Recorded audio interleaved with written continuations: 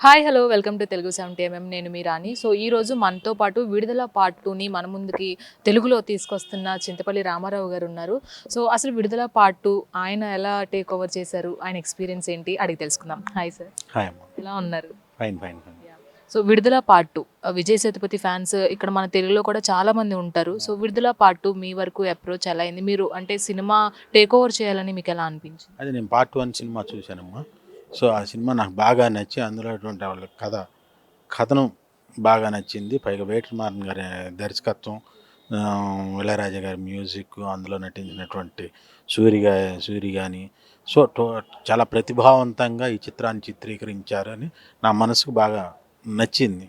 So part 2లో వాళ్ళు ఏదైతే ఎలివేట్ చేయాలన్నటువంటి మెయిన్ స్ట్రీమ్ ఏదైతే ఉందో అది బాగా తీశారు.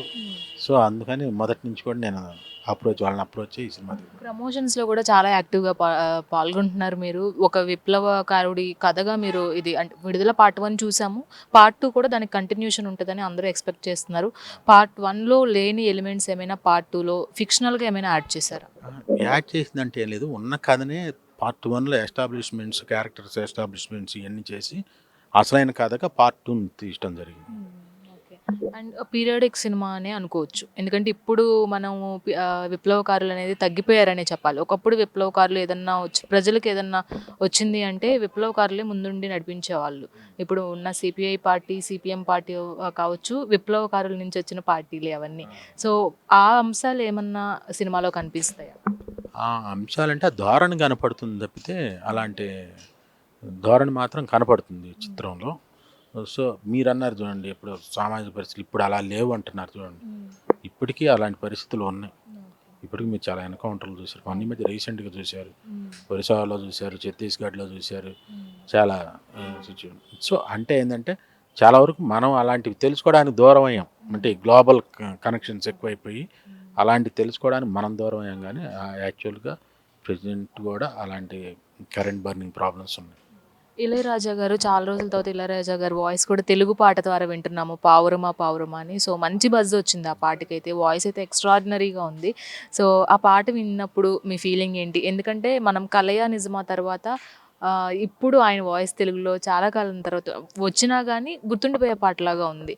సో దాని మీద కొంచెం మీరు అది మనం ఆయన స్వర సామ్రాట్, సంగీత సామ్రాట్, సంగీత మాంత్రికుడు, ఇన్ని బిరుదులు ఉన్నటువంటి ఆయన గురించి మనం ప్రత్యేకంగా చెప్పేది లేదు.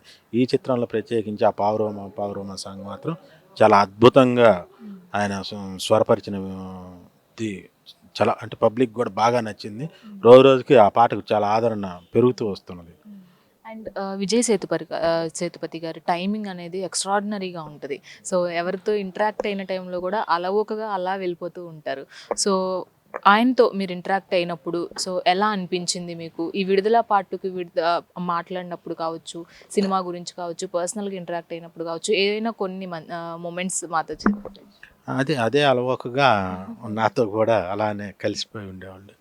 ఏదో తనేదో పెద్ద హీరో అన్నట్లుగా కానీ పాపం అలా అంటే ఎటువంటి ఈగోస్ కానీ అట్లాంటివి చాలా సామాన్యంగా ఫ్రెండ్లీగా అందరూ ఒకళ్ళే. అంటే ఎంతో కలిసి కొన్ని ఎవరో తను చూడటానికి వచ్చిన అభిమానికి అది చేతికి ఇక్కడ దెబ్బ తగిలిందని చెప్పేసి అంటే కోసుకుందట.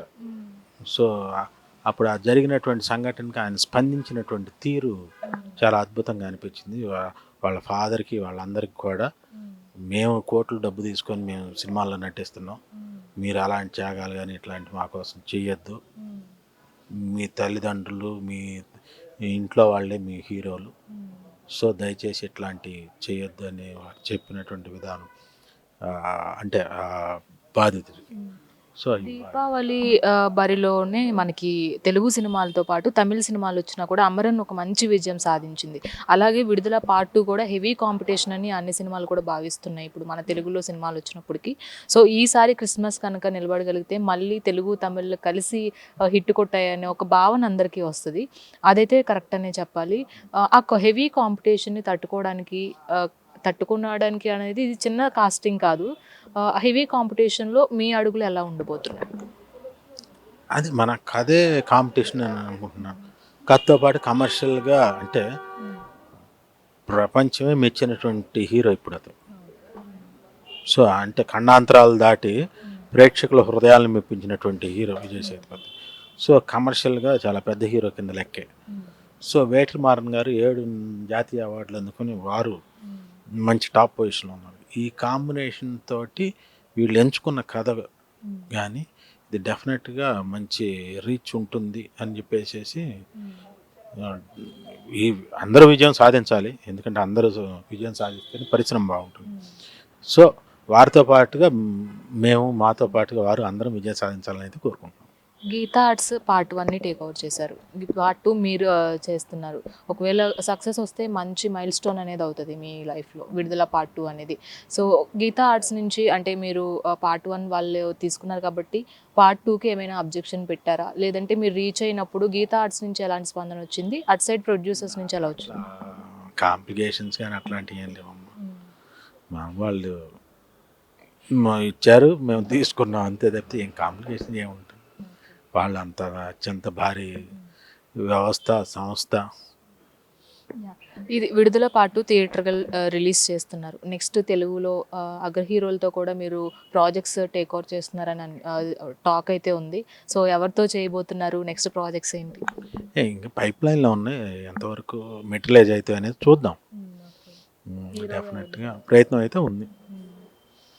హీరో ఎవరు ఎక్స్పెక్ట్ చేయాలి? హీరో ఫైనల్ అయిపోయిందంటే ఆటోమేటిక్గా మనం ఇంక అనౌన్స్ చేసేసుకోవచ్చు కదా. విజయ్ దేవరకొండ అని విన్నాం. లేదమ్మా. And all the best sir. So ఈ క్రిస్మస్ మందే కావాలని నేను కూడా కోరుకుంటున్నాను. Thank you very much. So చూసారు కదా, క్రిస్మస్కి కావచ్చు, డిసెంబర్ 20కి కావచ్చు, చాలా సినిమాలు అయితే రిలీజ్ అవుతున్నాయి. అందులో కూడా మన విడుదల పార్ట్ 2 కూడా రిలీజ్ అవబోతుంది. విజయ్ సేతుపతి గారు అలాగే మంజు వారియర్ కాంబినేషన్లో వెట్రిమారన్ గారి దర్శకత్వంలో వస్తున్న విడుదల పార్ట్ 2 డిసెంబర్ 20న థియేటర్స్లోకి రాబోతుంది. ఖచ్చితంగా ఈ సినిమాని మీ నియరెస్ట్ థియేటర్స్లో చూసేయండి. వీడియో జర్నలిస్ట్ రాజుతో రాణి, తెలుగు 70mm, హైదరాబాద్.